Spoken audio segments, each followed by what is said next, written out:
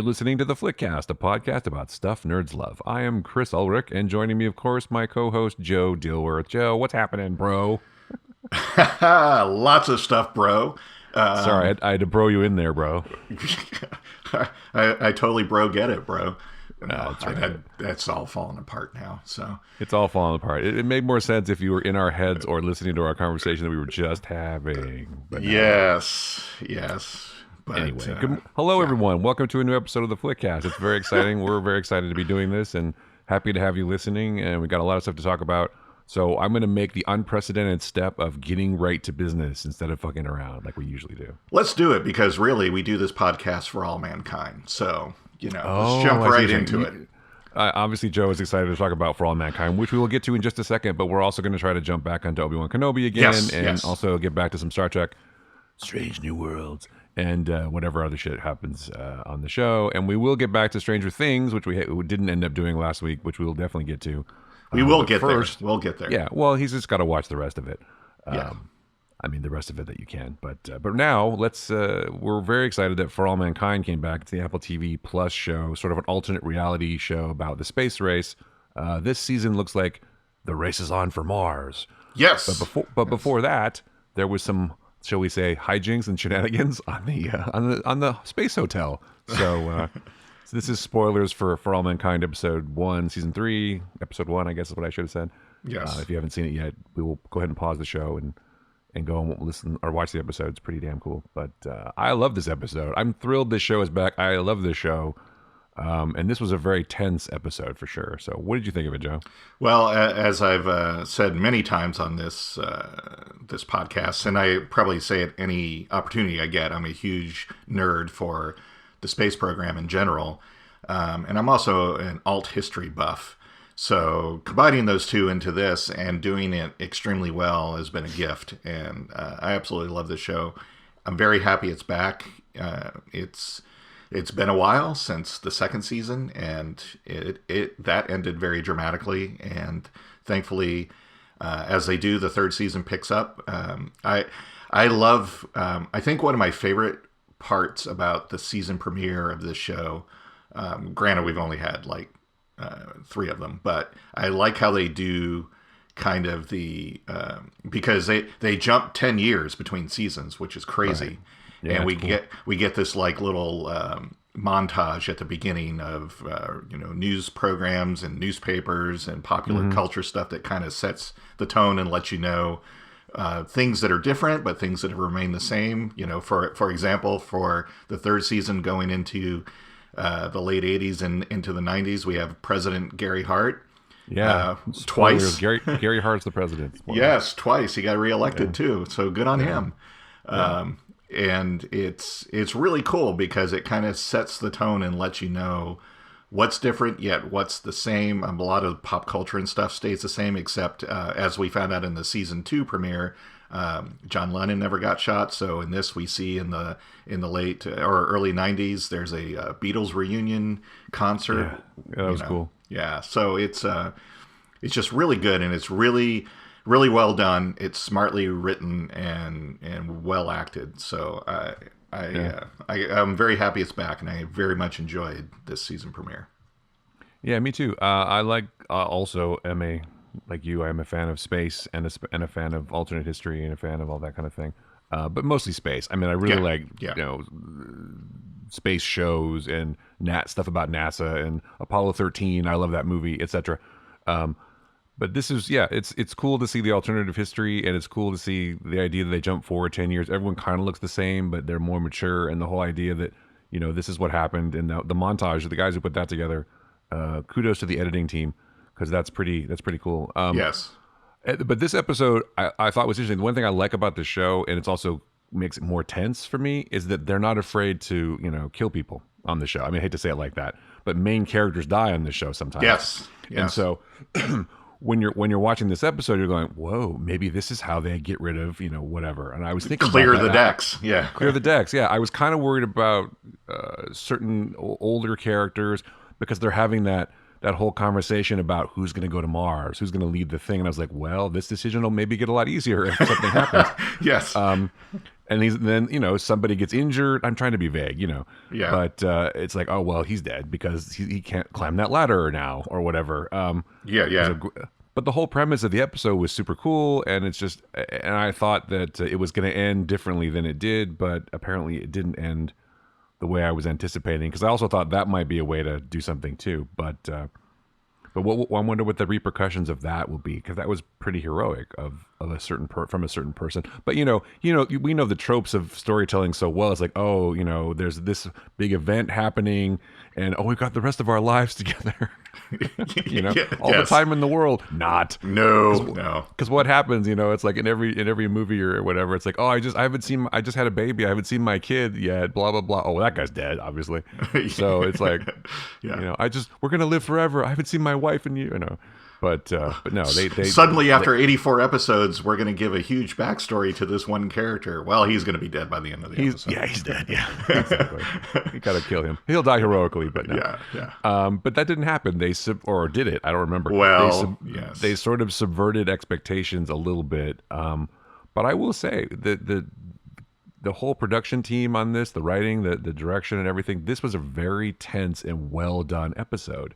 And science-based, which I also appreciate too, because you can see this kind of thing, and you get the effects of what's happening, and it was really a well-done episode. And I'm not surprised, because this show, I think, like something like Interstellar, like space, harder science fiction stuff, they go for more technical aspects. They want to make the space travel as realistic as possible, given the confines of a dramatic show.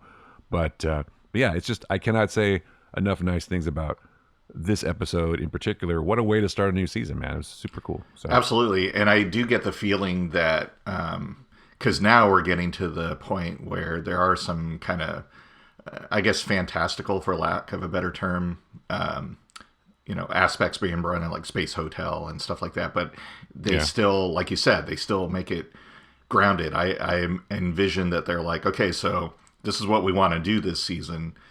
Let's actually go to people that design and develop and think about these things and make it as, realistic as possible. I mean, the whole thing, like, like you said, like, in any sci-fi movie, as soon as, this is minor spoiler, but as soon as like the thruster fired up, it would be like immediately within 10 seconds, everyone would be pinned to the walls or something like that, right?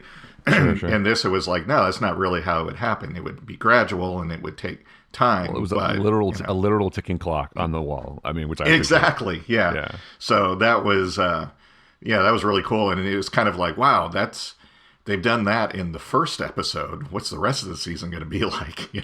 Well, I mean, obviously, the rest of the season is going to be the repercussions from this episode would be, I think there's going to be a shakeup at the NASA astronaut office. First of all, like who's going to get to do what, but also this is going to be like a launching point for Mars, because this season is about Mars. But they talk about going to Mars at the beginning. I just well, you talk about technical advisors like Michael and Denise Okuda are advisors on the show. Yeah. They're pretty. They have a good history in science fiction. If you don't know who they are, you can look them up. But yeah, I mean, they I'm sure they consult with scientists and everything, because again, it was just. And the other thing that's great about this show, and if you're not watching it, you should be, is that you can also learn a little something about what's happening in science. But you're right; they have to go at some point. They're going to get past, our current technology, which they're basically past it almost now. Yes, they're making, they're testing out that engine to go to Mars, and we're not going to Mars obviously yet. No. Anyway, it's just super cool, and I think it makes sense that Ronald Moore is the creator of the show, because he was very big on sci-fi, obviously, having come from Star Trek and Battlestar Galactica and all that stuff. Yeah. But I like shows like this that are science fiction but have a huge grounding in reality. That, to me, and I think that's one of the reasons you and I always talk about why we like The Expanse so much, because even though it's science fiction, it's still, the physics still work, right? Yes. Because you're not going to reinvent physics like the warp drive, which is a total cheat, obviously. But or whatever happens on Star Trek. I mean, we love Star Trek, sure, but it's more of a science fiction fantasy show, I think, than science fiction. Really. Well, and they don't do the thing, the 24 LA driving thing, where it's like, okay, we're going to send this capsule up to the moon, and by the end of the episode, we're there, right? It's like, no, that's going to take a few episodes and some time. and they denote time. So yeah, and it's really well done in that regard. And it feels like this could really happen. And in a way, it kind of makes me a little wistful that, man, if only, we had pushed and had some kind of reason to push our space program and continue going, we could, be there today. But, it's nice seeing what if. Well, the other thing that I thought was cool about this is like they talk about how, going to space seems kind of like normal, right? But you have to remember, it's like this is a wake up call. Like space is dangerous, folks. Yes. Space is super dangerous, and that's another thing about this episode. It's like you have this whatever and this beautiful wedding in space. I don't want to spoil too much, but it's in the preview. So, but shit goes south quickly if it doesn't take much. So maybe rethink it. I just wonder about the whole liability for something like that. That's got to be they got to have a lot of liability. What kind of waiver do you sign before? What kind of waiver do you sign? Yeah, I mean, most of the guests were astronauts, so maybe it doesn't matter. Well, that's true. But it's like, it seems like a dangerous thing. But I do love the fact that the production design in particular was influenced by 2001 also. I loved that. I immediately saw that when they came aboard the Space Hotel. I'm like, oh, that's totally the station from 2001. That was great. Yeah, I love that. Well, I mean, how can you not be influenced by that? Anybody who works in sci-fi shows or works in that kind of thing has seen 2001 maybe once or twice, or Star Trek or whatever, But it's just, I cannot say enough nice things about this show. If you are a fan of sci-fi and a fan of like hard sci-fi, we'll just call it, quote unquote, like The Expanse, you should be watching the show. There's no reason not to. All the performances are solid. Joel Kinnaman is great. Everybody's great in the show. Ren Schmidt, I love her character. Yes. She's like the president of the United States almost now, basically, kind of. But she's really good but her interplay with the character's name who runs the astronaut office. I forget her name right now, unfortunately. Oh, Molly. Molly, yeah. Molly is awesome. They have a great scene. Molly does not take shit from anyone, which I appreciate. Well, yeah, I mean, I was going to say that part of the excitement about season 3 is having binged the first 2 seasons multiple times, and as they came out, it felt like catching up with old friends for the older characters on the show that continued, and it's very interesting to see between seasons how some of those dynamics and relationships change, especially because Margot and Molly did not get along early on. No. And seeing how their interaction is now, seeing, Aleda, her dad is back. He got deported during the second season and disappeared. Yeah, he came back. And now he's back. And it's like, there's no explanation for that, but now she's got a family. Some other people have different family dynamics, and I like that they are not like, well, when we divorce, blah blah blah. A lot can happen in 10 years. Yeah, it's just like here's what the dynamic is. That was kind of like the season 2 spoilers when it picked up that the Baldwins had adopted a daughter, and they didn't dwell on it or all that. I mean, I don't know. It's really cool seeing. But she shows up, and now you know what happened to her. Yeah. Yeah. So it's also, like catching up with old friends. It's really nice. Did you notice? And I know this happened because I'm pretty acute visually. I can see things. But did you see this quick shot of Dennis Quaid and Meg Ryan? Oh yeah, they were played. The Stevens. No. But it's continuity with that movie, with the right stuff, because they called him Gus Grissom in the newsreel footage. Yes, yeah. So Dennis Quaid is canon as Gus Grissom. No, Gordo. I'm sorry. Gordo. No, because he can't be Gordo Cooper, can he? I guess he can was, because he was in this reality. Yeah. Right, he was in this reality. So but I thought Gordo was the other guy too, because they call him Gordo also. No, that wasn't Gordo Cooper though. No, right? No, I don't think so. Who was that? Okay. Well, anyway, it doesn't matter. But I just saw that, and I may have misheard it because they were talking about it, but maybe I think they were trying to say that Dennis Quaid, that the right stuff exists, because that's the Gemini missions, right? And they talk about Gemini in this episode, too. Yeah, but it seemed to be more like the movie they actually made with Meg Ryan was a movie about Gordo and Oh, it was and the Tracy movie about Stevens. the two. Yeah. Oh, yeah, that makes more sense. Yeah. You're okay. And, Well, that and makes actually, sense. when they showed that and they mentioned that, I'm like, oh, those two would be perfect to play those two. It makes sense, right? So, Right, but okay, that yeah. actually makes more sense. So they were in the movie version. Okay, Yeah, they that basically fits, did a movie about Gordo and Tracy's life, and they right, played Gordo and Tracy. which threw me because he also played Gordo Yeah. Cooper in Rights. Yeah, Okay, yeah. oh, that makes more sense. Yeah. Yeah. Oh, well, see, that's still cool. Yeah, yeah. I thought that worked out well. I'm like, oh, perfect. So, yeah. Excellent. Yeah, I'm I'm a little bummed we have to wait every week now for an episode, but I know. I thought they dropped two. Actually, I think they did drop two. No, they dropped one.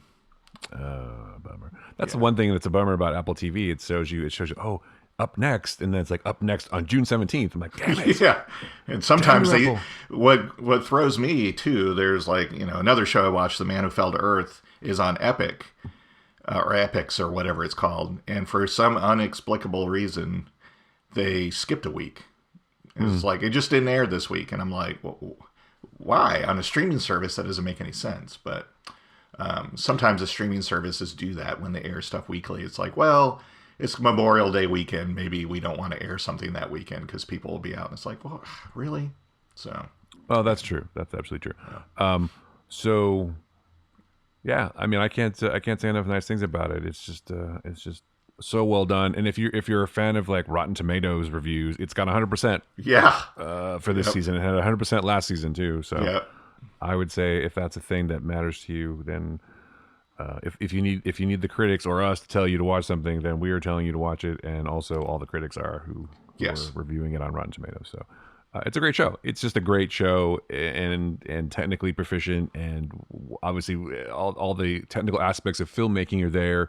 Good effects, good action, good drama, good performances, good music, Yes. lots of good tension, and again the fact that maybe not every character is safe is an added bit of I think drama that you don't get on every show. Yeah. Yeah. Especially after you watch the first two seasons, you'll. Yeah.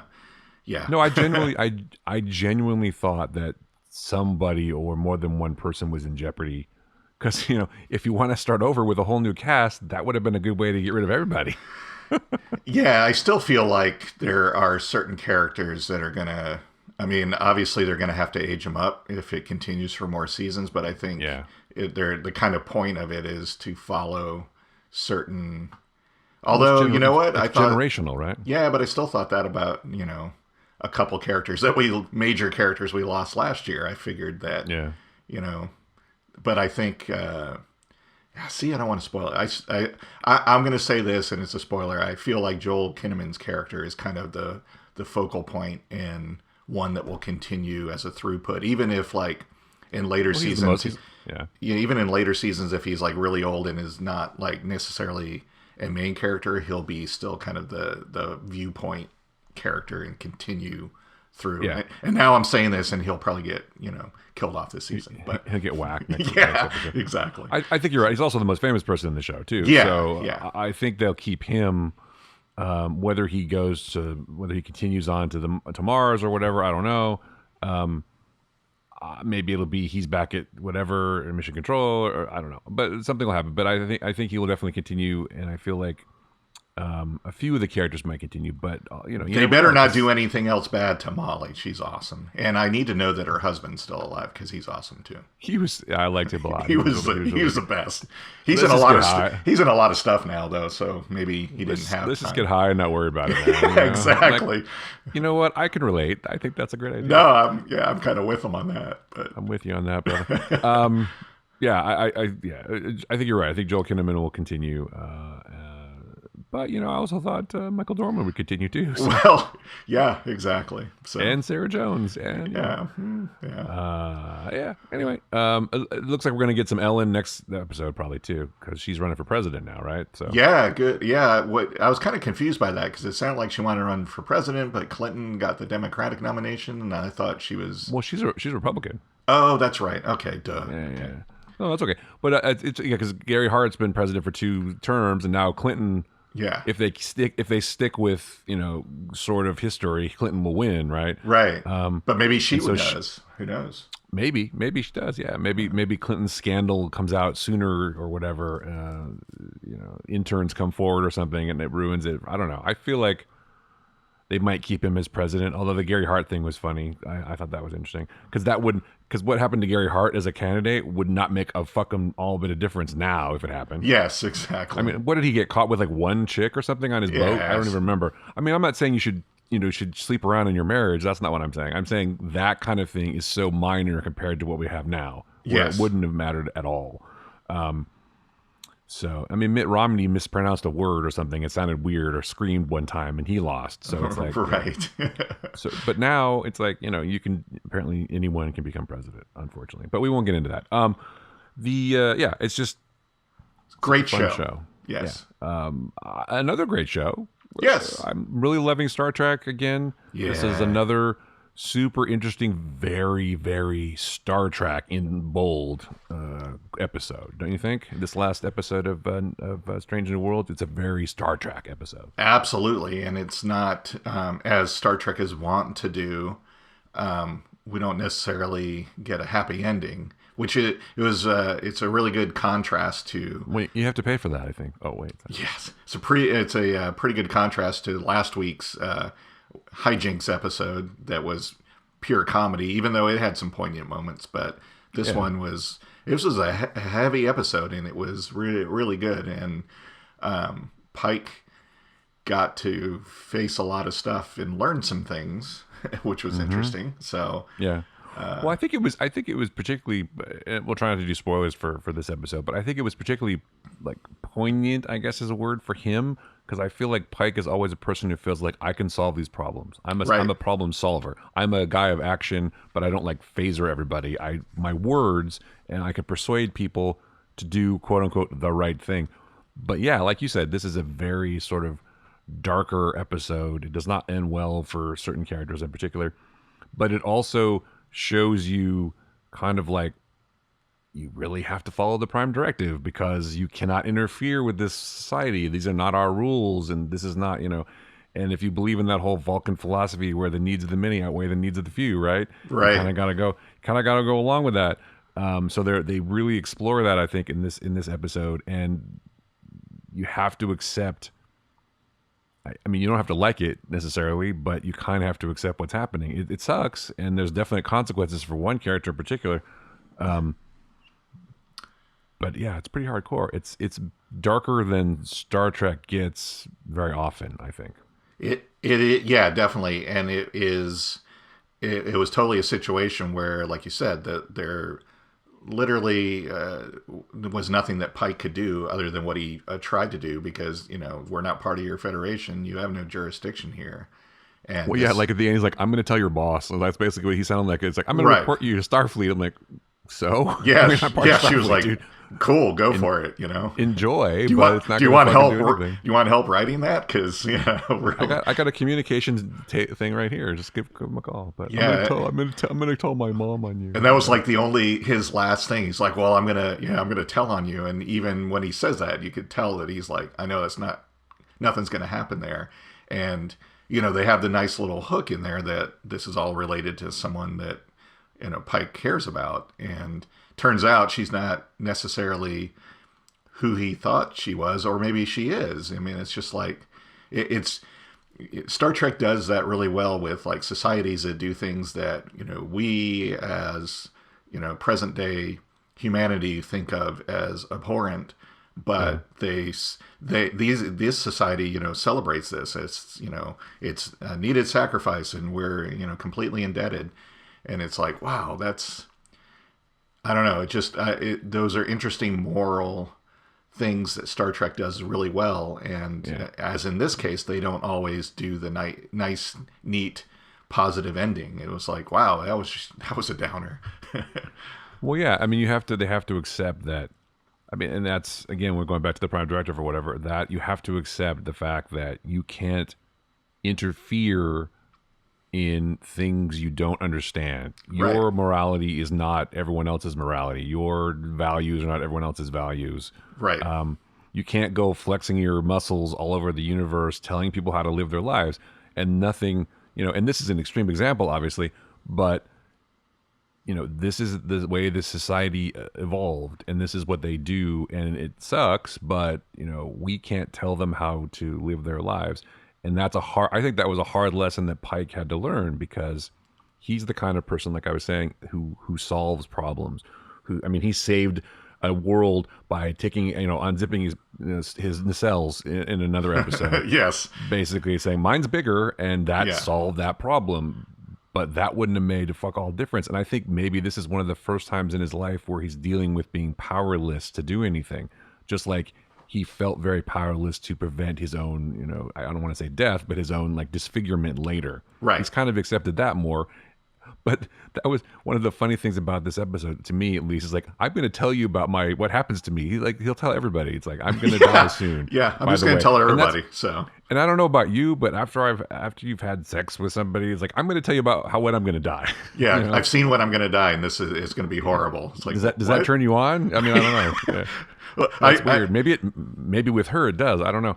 But it's just, that seemed odd a little bit. And then I guess I would have liked, because as soon as you see that person show up and how everyone's being cagey as fuck about everything, it's like, oh, that guy's dead. Yeah, exactly. For me, and maybe that's just me who knows too much about stories, but it's like, oh, that person is a goner.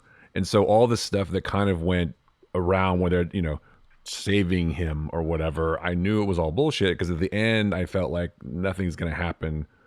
Or they're gonna, but I wasn't sure how it was gonna end. But then they twisted it a little bit, where Pike can't really do fuck all. He basically gets a beat down, and that's it. It's not only we've introduced this character and everybody associated with him as being cagey, but they're having very poignant, sweet conversations with members of the crew. It's like, oh yeah, that's not going to go well. That's right. Oh, yeah, but we did get more of M'Benga and more of his daughter, which I thought was nice. And there's hope for that whole resolution, because that still seems, the whole idea seems weird to me still. But yeah, I know it's just the thing it just I get it. Me. But I did but there is hope. There's some so it's not a totally downer episode. So there is some hope for M'Benga. But it's funny because that's also in keeping with the idea that this person is sacrificing himself for the greater good, and so also he's able to help her, his daughter, right? Which sort of fits in. But and I did like with M'Benga and the kid's dad, kind of some of the things they made about being fathers, because like at first when they beam aboard, you think this guy is just like detached and not really. Yeah. Like, oh yeah, this is just the savior or whatever. Let's just get this done. But then there are like little moments like where he's fallen asleep by the bedside and things like that. And then when we get to the last act, it's like, oh, okay, so he's being that way and gruff because he's like, I don't like this, and I'm gonna. He's not dealing with it very well. Yeah, and he has a plan to maybe fix it. Yeah, so I thought that was well done, and that actor played that really well. Pike also must feel pretty bad because they thought they were quote unquote saving him, and when in reality they were saving him to be delivered. Yeah, exactly. It's like, wow, we really fucked that up. Yeah. But again, that's their morality. That's their like imposing their own views on another society. It's like, we are trying to save this person, but in the end, our saving this person is one of the reasons that he's able to be, what happens to him happens. You mean colonialism is not a good idea? Colonialism is not a good idea, apparently. I don't know. I guess, I don't think it is. But so and we have to also keep in mind the time this is in the Federation. It's basically the infancy, in a way, of Starfleet and the Federation. And they have to learn these hard lessons the hard way, right? They got to learn this kind of thing. It's one thing to say, these are our values and our whatever, and we're not going to interfere, we're not going to do this. The other thing, you have to put that to practice, and it has to be tested.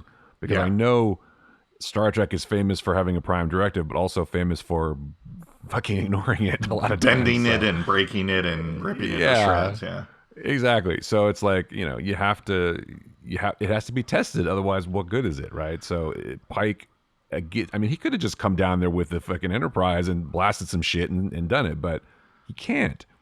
Well, And again, I really think this is a hard lesson for him where he has to learn. You know, he's a take charge leader, and it's hard for leaders to say, "Fuck, we can't do anything." It's that when you're looking at his face. And Anson Mount, by the way, in this episode, terrific. yes. You just look at the guy's face; he's fucking defeated. It's like I can't do anything. I am so powerless. I feel like nothing can go. This is gonna haunt him. I think, and also I like this chick, and she turned out to be a weirdo, and whatever. I'm like, quite sure. My life's fucked. Yeah, I'm quite sure if he had known more than like 5 minutes before it happened, and he was able to communicate the ship, he would have had like a garrison of security beamed down, and they would be like, "Hold on, let's talk about this before you do anything." But he was cut off from the ship, and he didn't know what actually was going to happen until they were right there. And at that point, he's like, he started punching people. He's like, "That's it. Yeah. I'm going in." And they were like, "Nope, you're not." So no, I feel like he would have had the Enterprise start phasering stuff if necessary. And I hate to say it, but he would have been wrong. Oh yeah, that's the thing. And it's like, as horrible as it is, especially once the kid, we're going to spoil it. Happening. Once he knew that, oh wow, that's not going to end well for me. But even then, the kid was still like, nope, going to do it because this needs to be done. This is what I do. Yeah. So it was. Well, it definitely made the whole thing worse because it was a child. Yeah. Let's be honest. Yeah, absolutely, especially nowadays. But yeah.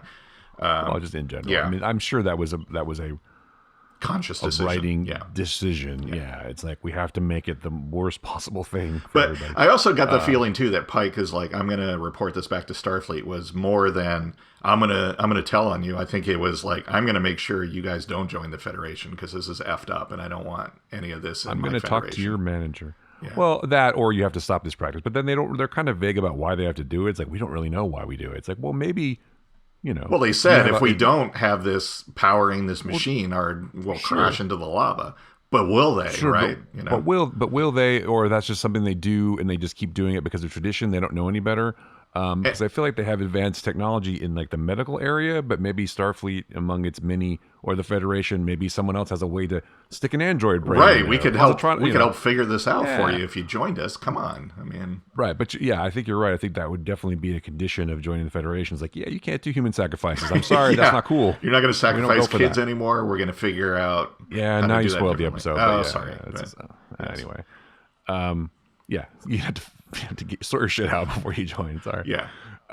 Well, and again, that's part of the reason of being part of a federation, right? You share information and technology, and in theory, there's be a way to, everybody would benefit, right? Because we're stronger together than we are apart. And they still figure out, with all that going on, they still figure out some good storylines for other characters. Like Uhura had a pretty good throughput storyline about security training and all that kind of stuff. And I love the fact that they're rotating her through all the disciplines. That's really smart way to introduce her to different things. Also to introduce other character stuff. Her in the security rotation, and good for Lahan for sticking up for her and saying, no, you did this work. They're definitely pushing the wokeness in this show. Well, right? yeah. So you did the work. You should present it. I'm not going to take credit for your work. I mean, that's a big thing that happens to women in particular in the business world. It's like your boss is going to just say he did it because that's a real thing. I'm not saying it to be sarcastic. It is a real thing. Yeah. So the fact that she advocated for her and said, no, you should do this, I thought was super cool. But they had a good dynamic, and she was, I think, as impressed with somebody as she could be. You know what I mean? Yeah. I was like, that was really good. Yeah, you don't suck totally. It's a toss up. It's a toss up between her and Hammer to see which one is like more stoic and like disapproving. I don't completely hate you, but understand that I completely hate everybody else. So that's really good for you. Yeah, exactly. You're the person I hate the least. Yeah, exactly. Yeah. But so that was. But she constantly. The nice thing about her is she constantly, in a way, is kind of underestimated by people, but then constantly shows that she's not just a linguist or just a whatever. She constantly improves. And I love the fact they're doing that with Uhura at all. I think that's great. Yeah. We never got any Uhura backstory. She was just there, just like most of the characters on Star Trek. Well, I'd like to see, especially since this is obviously going to go on for a few years, I think it would be interesting if they have Uhura maybe do other things on the ship for a while instead of, maybe she's like, yeah, communication is, well, maybe not even at this point, because she seems unsure of exactly what she wants to do or why she's in Starfleet. So maybe she's like, yeah, I don't really want to be communications. And she spends a number of seasons, in security or doing something else before she's like, yeah, that's kind of my calling and that's where I want to settle. So maybe that's what they're setting up here, and that would be kind of cool. I think that will happen, and I think there'll be a pivotal moment where her skills again will save the day, like they did a few episodes ago, where she'll realize that being able to communicate and be understood, which is a thing that all people want, they want to be understood and heard, right? So she's going to feel like that's the thing, because obviously she does become the communications officer in the Enterprise. Yes. But spoilers, everyone. For a show that was in the 60s. But it's just, that happens. But I think you're right. I think there has to be, because they're expanding her character so much, there will definitely be a moment where she realizes that this is her true calling, is to help people communicate. Yeah. But they're really rounding her out. And we got another appearance by Sam Kirk, which I thought was fun. Yes. It's always fun when he shows up. Yeah. With that amazing mustache. No one else has a mustache but him. It's like, all right, dude, you just keep walking the mustache. That's fine. But he did say something I thought was pretty interesting, because he did say the phrase like, I'm conflict averse, which I thought was an interesting phrasing, because he's not like his brother at all. No, Jim likes conflict, so it'll definitely be interesting when we get the Kirk brothers together, or when Jim finally shows up. James T, as well. I call him Jim because we're tight. Well, yeah, absolutely, of course. But yeah, another solid episode. Another a really great Star Trek episode, because I keep saying that in quotes or in bold. It's like Star Trek is at its best, I think, when it does episodes like this, where it's like we're examining what it means to be human, or examining what it means to have morality. This is like, it's bigger issues that are what's going on in this particular episode, and I think that's what Star Trek does best, better than a lot of other shows. It's just, it can get us to talk about it and think about what we're doing and think about our lives and our society and everything. I hope it continues, because this is so. I'm just happy that 6 episodes in, it's this good, just in the first 6 episodes. So I mean, I'm sure some people would call this a more filler episode, but I'm like, no, dude. No, that was This is exactly what Star Trek is about. That was pure Trek right there.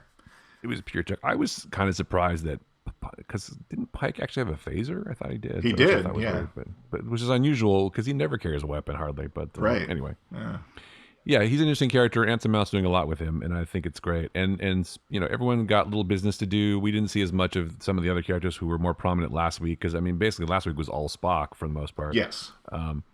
And Nurse Chapel. Chapel's in the episode, of course. Always happy to see Jess Bush. Everybody gets a line at least, and then other characters get a little bit more focus. But again, they're doing a phenomenal job with the Planet of the Week storylines, but yet continuing and serializing the character development and what's going on with the characters. So I think they found the perfect balance in my mind, with all of the Star Treks we've had before, and some of the complaints, about previous Star Treks having the big reset button and no consequences continuing, against, Discovery and the new Star Trek shows being completely serialized, and you have to minutely watch every episode or else you'll miss something. They found that great balance to bring it all together and make it explore the things that Star Trek has always done and science fiction has always done great. So it's just a phenomenal show. And yeah, definitely. I think the whole Plan of the Week thing works. And like you said, you nailed it. I think it's the serialized character development which is happening. It's not so much serialized storytelling. I think people are tired, or it's harder to keep track of what's happening, because if you think about other Star Trek series, it's like, well, we have this whole arc through an entire season. Like, I just finished watching all of Enterprise, and it's like, we have this Xindi arc, which is 25 episodes of this fucking Xindi thing. I was like, that's fine, but that was a lot. Yeah. And then previously on Star Trek Enterprise is like 20 minutes, because they have to tell you all the shit that happened. It's half the episode is previous. A whole nother episode is what happened before. Yeah. And I'm also glad they're bringing back the captain's log. because they don't always do that either. It's like Captain's Log, blah blah blah. Yeah. And I love the fact that brings you into the episode a little gently, but Pike can sort of tell you blah blah blah. I did this, and then this is what happened, and now I'm wondering what's happening. Yeah. It's they need to do that a lot on the show. I think it's really helpful. And then they still threw up a lower third to tell you what planet you were on too, which I thought was interesting. Yes. But yeah, it's just finally maybe they realized what was so amazing about the original show too. I mean, I think that people still love the original series. Oh yeah. This is the best possible sort of update to that. And if they continue with this, and hopefully, like we talked about, continue with Star Trek, rebooting that kind of thing, I'm very excited about what happens in the future. And I don't know, we talk about this show all the time and how much we love it, but it really is, to me, crystallizes what I loved so much about the original series. It's like, yes, I'm glad that things have come around like this, sort of full circle in my lifetime, where I can enjoy this. Because honestly, as much as I love Star Wars, some of the Star Wars stuff, which we're going to get to Obi-Wan in a second, but it's like some of the Star Wars stuff that they brought back. Like I waited for years for the final trilogy, and I'm like, okay. And then some people like the final trilogy more than others, which is fine. And if that's your entree into Star Wars, great. But for me, it didn't land as much. But this is finally, I think, the first time that people have gotten Star Trek right, quote unquote. Yeah. At least for me, in the way that I used to enjoy it, and the reason that I got sucked into it in the first place as a kid. And so I'm very happy. So anyway, I'm happy. Yes. That's all that really matters, right? So, exactly. If you're happy, I'm happy. So yeah, exactly. You don't disagree this time, which is good. I don't. No. I disagree. No, I agree. I agree. So let's. Yes. Speaking of Star Wars, let's switch over to Obi-Wan and talk a little bit about Obi-Wan got his groove back, or whatever you said. Yeah, that's what this episode is. Obi-Wan getting his groove back. Yeah. It kind of was. I love Ewan McGregor, and I think that he's still doing a great job as Obi-Wan. And I think this episode was fine. There was some definitely cool parts of it. Some of it was sort of silly, like, let's smuggle Leia out in my jacket. I mean, come on. It's two Jedis in a coat. But that's a total Star Wars thing. I mean, come on. It kind of is. You're right. And I was like, but then I realized, yeah, it is kind of Star Warsy. Yeah. And not a railing in sight, of course. Of course not. But yeah, I like this episode. I mean, I would have liked a little bit more. I guess I would have liked a little bit more sword fighting. I love lightsabers. I'm sorry, but it's just the turning out the lights thing and him like going and doing the whatever. That was cool. That was cool, and the fact that he finally, learns to control the Force again and does the thing with the water. That was pretty cool. A lot of that's from the video game, actually. I think. Yeah. But I think it's Darth Vader's in the tunnel at that point. I can't remember the game that well. Just stay out of tunnels if you're in the Star Wars universe. It never goes well. Stay out of glass tunnels underwater, by the way. Right. Or tunnels in space. Don't put a window in your space station either, which is a callback to earlier in this episode. Yeah. But yeah, it was okay. And there was some great parts about it. But the thing that's like, this one guy, and this is spoilers for Obi-Wan, like the two guys that come to rescue them towards the end, I was like, oh, that guy blew up. Oh, well. Right. I didn't have any chance to even care about that character. Right. Well, I think it's like it's like a character that was like in the periphery for 5 seconds in the episode, and now he blew up. It's like, oh, bummer, that guy's dead. But I didn't, and then the other person's grief was like, oh, she's sad. She has a sad now. But I didn't feel anything. It didn't do anything for me or to me. Right? Well, I think the point of that, though, is to bring those folks basically into the fight, because they were like, yeah, we're not going to do anything about this. We're trying to just survive. But then he changes his mind in like 3 seconds. Well, he tells Obi-Wan a little story. He goes, oh, you know what? I'm going to help you. I'm like, well, no shit, you weren't going to. Of course you're going to help him. Well, he's only got an episode. Come on. I mean, But yeah, but he's great too. That actor whose name I totally skipped, Ice-T's kid, or Ice Cube's kid. Yeah. I can't remember his name. But he's good. He's a good actor. I thought he was really good in this. O'Shea Jackson, is that what it is? No, that doesn't make sense. Anyway, I should know these things. I'm one of the hosts of the show. Yeah, O'Shea Jackson Jr.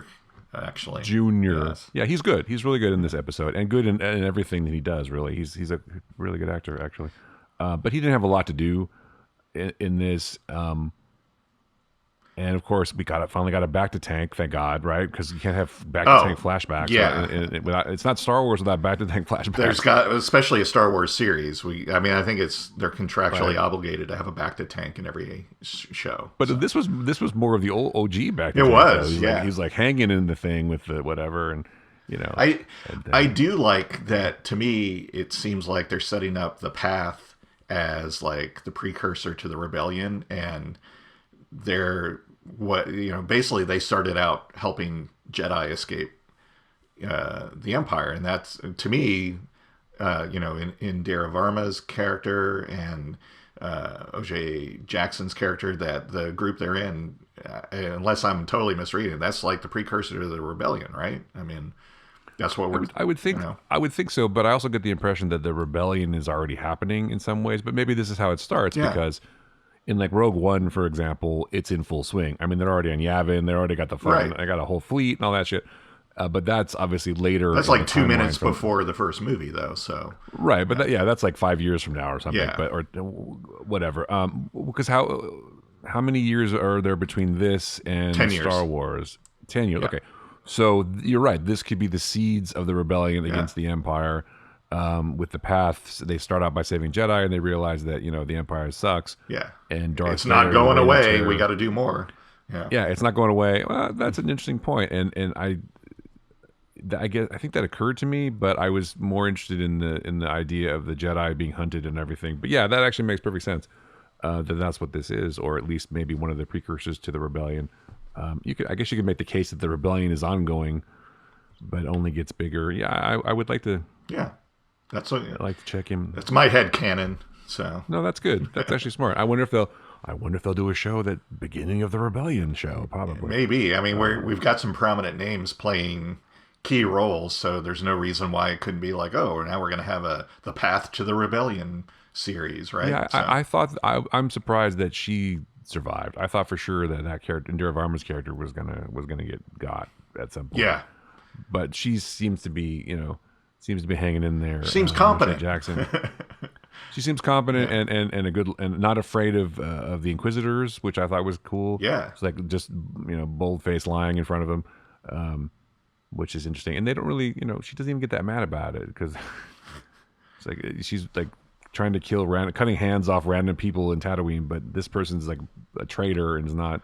I think she's more interested in why does she hate Obi-Wan so much? I guess is my question. yeah, we need to have that, but I think a lot of I think once she realized Leia didn't really know what she needed and wasn't going to tell her anything, that's when she was like, all right, so I'm going to set this up so they do escape, but I'm going to bug the droid. So, I think when she saw the droid, when she realized it, so not necessarily, I think if it was different and she got what she wanted, then Indira Varma's character would have totally been dead. But she's like, nah, I need to...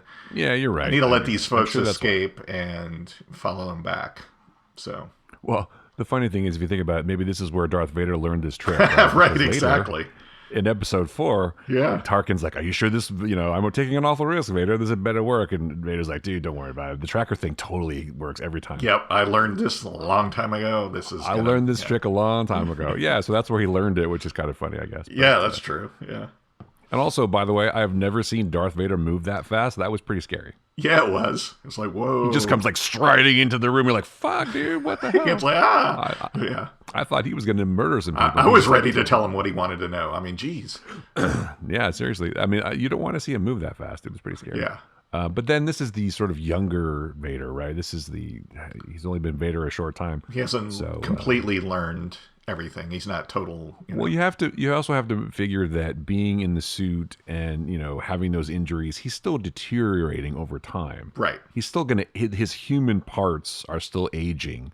So he's not going to live forever. He'll probably live a longer. I mean, obviously he lives till Return of the Jedi. Spoilers. Yeah. Yes. If you've never seen Return of the Jedi, Darth Vader doesn't make it through the end of that movie. Sorry, folks. Right. But it's a really satisfying ending for his character arc, and it always makes me sort of smile because if you think about it, probably Vader now has the most developed character arc of any character in Star Wars. That's true. Yeah. More than Luke, probably more than anybody, really, because he's the one who's been the through line through the entire thing. I mean, he was a baby, right? He was a kid, and then he was this, and then he was Anakin, and then he's like, he's the one who's been the main character through the entire saga.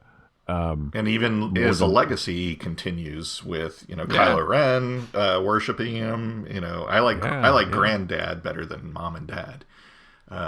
Yeah. So yeah, no, you're right. I mean, I'll finish what you started, grandfather. his presence is Man, literally in all of the movies. when So I saw that trailer first, where he's like, I will continue where you started, grandfather. I was like, damn, that is cool. And yeah, then it didn't. It wasn't it as was cool as like I was that's hoping. nothing like what I was promised. Yeah, It's like not the same thing, bait and switch, but yeah. that's fine. It was still cool to see more Star Wars, so it was fine. But Yeah. this episode to me, like I said, had a lot of good points, but not as a whole. It didn't really work for me as much, but that's fine. I'm sure I there's what, two left or something. We'll Yeah, see I how it think goes. as an episode in the whole, it works fine, and I get it. Yeah, And I think again, and maybe I brought this up with Mandalorian and Boba Fett, but I really feel like TV, this kind of serialized format, is best for telling the Star Wars story because I mean that's what Lucas kind of set it up as, is like an homage to the movie serials of old. Chapter 4, right? So sure. having multiple chapters in a story and getting to see them without 3 years in between, I think works really well. Well, So George was the person who always liked TV better. He wanted to do series for everything. That's why he did Young Indiana Jones. He yeah, wanted to do television. Yeah, he serialized stories to him were a better idea yeah, because you can tell more of a story than you can in yeah, like 2 hours. exactly. So no, it makes perfect sense. I'm just it's fine. To me, it was fine, and I like to see Obi-Wan Kenobi, do the lightsaber. I like to see this, but what are we going to do? It's like there's never I guess the problem with this is there's never any real jeopardy. Leia's never, nothing's going to happen to her. Right, It's like there's never any chance that Obi-Wan's going to be killed. There's no stakes really. It's right. like, oh, it's kind of like we're going through the motions. Ooh, it's scary, but nothing will happen to them. They will get away. They will be fine. Well, we know that, and this is just context to what happens later, right? So I know, but I guess that's the thing that makes it somewhat less exciting to me because we already know what happens to these characters. So I can see why some people are like, you know what, maybe let's just shake things up and start with new characters. That's why Mandalorian was cool because Mandalorian could be killed. right, Mandalorian does not have plot armor right, for prequels and sequels and shit. So shit can happen to him that we'll never know. Maybe he dies at the end saving Grogu. We don't know, but right, that's a possibility. Whereas we know Obi-Wan Kenobi will be fine. Leia will be fine. right. So that is to me one weakness of these kind of things. There are no real stakes, so there's no real drama. So it's like fan service in a way. It's a cool idea. Lightsabers are cool, and all that stuff, but there's no real nothing. There's no revelations here. There's no real stakes. There's no real anything. So again, I like the show. It's just that to me is a little bit of a downer for the entire idea. So I mean, whatever. Way to go, man. Way to bring it down. Well, it's fine. And I really want. Actually, one thing I forgot that I really wanted to talk about this episode, which we'll have to get to next week, was Miss Marvel, which is Yes. fantastic. If you've not seen Miss Marvel, you got to watch that show on Disney Plus. It's, I would say, my favorite Marvel TV show so far. It is so good and so clever and so so endearing, so cute, so wonderful. And everyone in it is terrific, and it's nice to see other kinds of stories. It's nice to see other kinds of family dynamics and nice to see all that kind of stuff. And we'll get into that show, talk about it more. But I just wanted to mention that.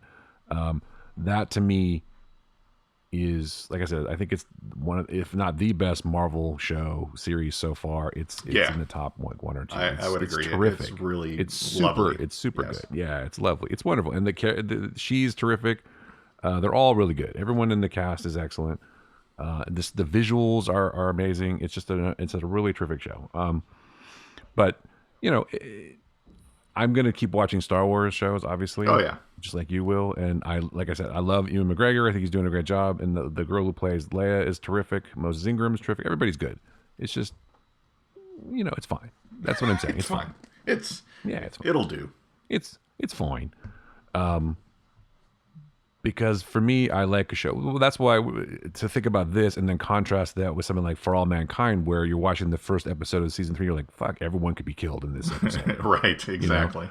Everyone's going to die, and they're going to start all over with new characters that are back on the earth. Right. So that, I mean, not that you have to kill people off to have drama, but you at least want the possibility, if you're going to present these scenarios, that there are, you're talking about these larger issues, life and death, are huge stakes, right? Yeah. So It's like the space hotel, everyone's going to die, and it's going to crash into NASA and kill the other characters. So and kill everybody. Yeah, exactly.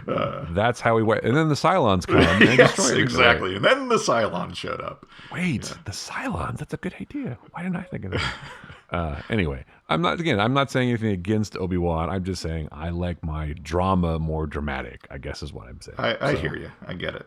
Yeah. 'Cause I don't know that much about Miss Marvel. You're wrong, but I get it. No, I'm just kidding. Whatever. I don't know that much about Miss Marvel as a character. I didn't read those comics, but I know. Well, she's not going to die either. Obviously, she's in the Marvels movie. Well, and it's it's aimed towards a younger audience, so they probably won't kill her off. I mean, probably not. Yes, in the second episode, she dies, and then her buddy takes over. Yeah, exactly. I am now Miss Marvel. Her brother is like, I'm going to be Miss Marvel now. But anyway, yeah, we'll talk more about Miss Marvel maybe. Yeah, next week, absolutely. But, it's just it's super good. And I'm just happy. And what we always talk about too is I want to sort of close out this before we go to picks. Is that I'm very happy to have so many choices as far as sci-fi, fantasy shows, and not just sci-fi fantasy shows, but just like so much stuff to watch. There's so much stuff to watch. It's a gift. I never thought I would get to the point where it would be a legitimate question to ask, of all the Star Trek shows, which one is your favorite? And having so many to choose from, even though I don't necessarily rank shows, but having, and at the same time, which Star Wars show, which Marvel show, it's like, I would have never imagined back in the day when I was a kid that we would have this embarrassment of riches, as it were. And, it's phenomenal. And it's like, there's enough there that you can watch what you want, enjoy what you want, and don't worry about the other that you don't enjoy, because there will be something else along that'll be different and new that you can check out. So yeah, definitely. And maybe a tiny part of me is like, I like Miss Marvel, for example, so much because I know there's so many people that probably hate it. Oh yeah, I'm sure. Yeah, that are seething in their little basements, so angry. Yes, there's a Muslim superhero girl. What the hell? Right? Yeah. How dare you have a non-white cis male, whatever, do anything? So that some people are just fucking livid about the show. And again, I'm not gonna say I'm a tiny bit petty, I guess. I'm happy that they're pissed off, because fuck them. Yeah, exactly. But that does not take away from the fact that the show is terrific and wonderful. So it's just an added bonus that those people are angry, because you know what, man, stay mad. I'm happy for you. Don't enjoy things. That's Don't enjoy anything different. Because have a horrible life. Some as I've always said, the lesson is sometimes for those people, just let them live their life. That's the worst thing you could wish for them. Right. Well, that's it. You can't argue with stupid. Yeah. You just can't sometimes. So. All right. On that note, let's go to picks. What about things we like? Things we like. Yeah. Do you want to go first this week, or I can? Yeah, I'll go first. I'm gonna pick something very different. It's a book. I actually want to. Okay, you go first. Go ahead. No, go ahead. I'm just joking. Fine. All right. So I'm gonna pick a book this week. It is. Is it the book you wrote? No. It's because my parts in that are horrible. Anyway, I'm going to pick a book. It's called Leonardo's Notebooks: Writing and Art of the Great Master. It's edited by H. Anna Sue. So recently, we have here in Oregon the Oregon Museum of Science and Industry, OMSI. It's a big deal. It's really cool, and they have a lot of science. It is cool. I went there. Yeah. It's fucking awesome. They have a lot of science things there. They have they have a lot of things, various displays and things like that. And this month, or I guess this quarter, I don't know how often they change it, there's a big thing and big display on Leonardo da Vinci. And I've always been fascinated by Da Vinci, the machines that he created.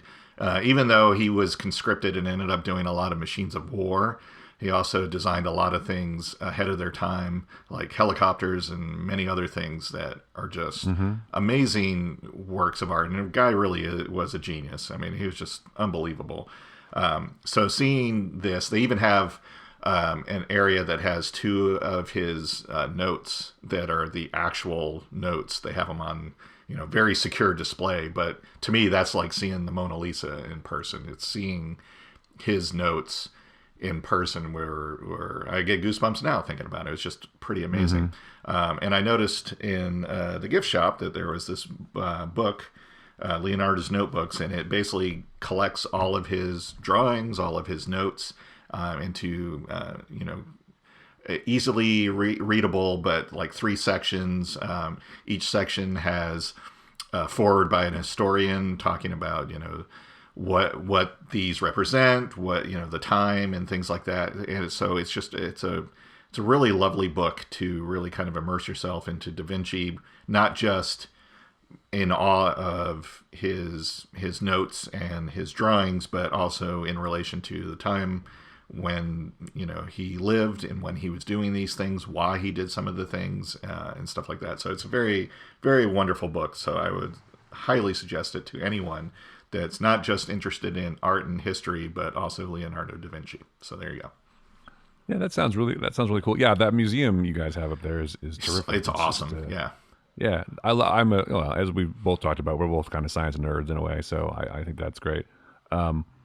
I would definitely, if you go to Portland, I would definitely visit. I would say I have 2 picks then. OMSI would be one, because it's not just a place to take the kids and let them go wild and learn about science, but even anything that's geared towards kids. I mean, we took my youngest there for his birthday with a friend of his, and we were like interacting with them with certain things and stuff like that. So it's a really fun thing. So if you're ever in Portland, make a point of going to OMSI. If you are fascinated at all or intrigued at all by Leonardo da Vinci, pick up Leonardo's Notebooks. Yeah, Leonardo da Vinci was an amazing character. It's like he predicted so many things. It was so, like, his brain was so fucking amazing because he was just in tune with the future in a way, right? I mean, he just knew what was going to happen. And, all these years later, I actually learned something new about him. I knew he was left-handed, but he wrote backwards. He wrote from right to left instead of left to right because he was left-handed, and that's just how he thought, and that's how he wrote. It was just like, I didn't know that. That was fascinating to learn. Yeah, there's just people like that have come along in the world, and you're like, that's a whole nother level that you just don't. Most people just don't get to that level. Yeah, and they just, you don't try to understand them. I'm sure like people are like, Da Vinci, you crazy, whatever. It's like we don't understand. Like Mozart, it's like you gotta imagine that people are just like, what? They don't get it. Right. And Mozart's like just this huge. You get a little bit of that from the movie, but it's like they're existing in a totally different plane. And they're just us mere mortals will never get to, and you just gotta just be in awe of that kind of thing ever existed in the world at all. Exactly. So. Yep. So my pick is a podcast. I like to listen to podcasts, oddly enough, even though I make one every week with you. I do enjoy listening to other podcasts, and this one also intersects with some other interests that I have. It's a podcast called Great Moments in Weed History. Nice. So this podcast delves deep into humanity's 10,000-year relationship with cannabis to explore the humor, heart, and historical importance of the planet's most revered and maligned plant. Nice. I got that from their website. It's a great podcast because it tells you literally like great moments and great people, historic figures in the history of weed and cannabis. Among them, people like Brownie Mary, which I didn't know. See, the thing I like about it is that you get to learn a little something while also talk about something you enjoy. Like Brownie Mary, who was a person in San Francisco who would bake these brownies for AIDS patients and basically got arrested a few times. This nice old lady was bringing this medicine to people who were suffering. And the latest episode was about a woman named Alice B. Toklas. Have you ever heard of that? Yeah. Person? Yeah, so they go into the history of her with Gertrude Stein and the Paris sort of avant-garde thing, and how she was, was famous and lived with her Gertrude for so long, and then when Gertrude Stein died, her family basically fucked over Alice B. Toklas and took all because they like back in the day in their salon in Paris, like famous painters and shit would just drop by and do paintings, and they had this huge art collection that Gertrude Stein's family just stole basically. And because she left everything to her, because her and Alice B. Toklas were lovers, and they couldn't get married, obviously, even in Paris back in the day. They couldn't, they lived together for 40 years, and yet she got nothing. Right. In fact, they snuck into the house while Alice was out of town, and they took all this stuff. Wow. And put it in a bank vault. So the way this circles back to weed, though, is that she ended up writing a cookbook And one of the recipes in the cookbook was for these hashish sort of brownie kind of things. And that's the historical significance where pot brownie comes from. Nice. Yeah, so it's a really interesting show. The two guys who do it, Abdullah Saeed and David Beanstalk, they're funny to listen to. Obviously, they're high as fuck when they're doing the show, but it's just it gives you the context. Like, it's not just sitting around, stonering on your couch and go, oh, dude, I need some fucking donuts, bro. Right. It's like it gives you the context and the historical significance of this thing that people. It even says like it's very maligned. It's true. It's like people think, oh, it's a gateway drug to this or whatever. But it gives you the idea that it's been around for 10,000 years. People have used it in all kinds of things. Last week's episode was about the relationship with weed and yoga, which I thought was interesting because apparently people get stoned and do yoga. I didn't know that. Oh, interesting. Yeah, so it's just a great show, and it's funny, and the guys who do it are funny and extremely knowledgeable. I mean, they have a long history in journalism. I mean, David Beanstalk is also like an author. He wrote a bunch of books, and like they're really smart guys who also happen to be significant stoners and give you really good context. So it's a great show. So that's my pick. Great moments in weed history. The pot brownies just remind me of Cheech and Chong telling the story about Santa Claus, and they're like, to the part where they say Mrs. Claus made the best brownies. You could almost eat one. But yeah, well, that's a funny thing they talk about. It's like when they're talking about Brownie Mary, they're talking about Alice B. Toklas. It's like they were originally like hashish brownies or something, like hashish fudge. It was called hashish fudge. Yeah. And so like she's like, they were talking about what's the recipe call for how much cannabis do you put in it, and it specifically says a whole bunch. a whole bunch. That's a whole bunch. So it's like you should not eat more than one of these. Well, it's just funny because back in the day when I was younger, it's like pot brownie was like the only edible. I never even heard the word edible until like 5 years ago. Exactly. So it was like, I'm gonna have pot brownies or pot cookies. Those are the two things. Yeah. It's like, what can you put weed in? Well, we can put them in brownies because that's what everybody does. Right. And it's absolutely true. We don't really know how much is in these or whatever. And I've had, I had a pot brownie before. I was like, wow, I should not have eaten 2 of these. That was a huge mistake. That was a bad idea. But much like many other people, I feel like you've never really experienced something until you've maybe had too much of it. So I don't know. Yes. But anyway, I'm not. This is a cannabis friendly show, so that's right. I don't have a problem with it. But I'm not saying drugs are great. I'm just saying I don't think there's anything wrong with cannabis. I'm not saying you should go do heroin or anything. So calm down. Exactly. But but this kind of thing doesn't bother me. I think it's perfectly fine. And this is a great podcast.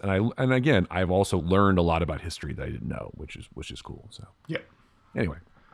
Find the Flickcast at Spotify and Apple Podcasts and Google Podcasts and every place you find podcasts, and all those kind of places. We're all over the place. You can find us on YouTube. Our shows are on YouTube now, and Joe and I will eventually start doing video, and you can see our pretty faces instead of just listening to our pretty voices. Yeah. And then Joe and I are on the socials at What Joe Writes, and I'm at Chris Yu, and also at Ulrich Picks on Instagram.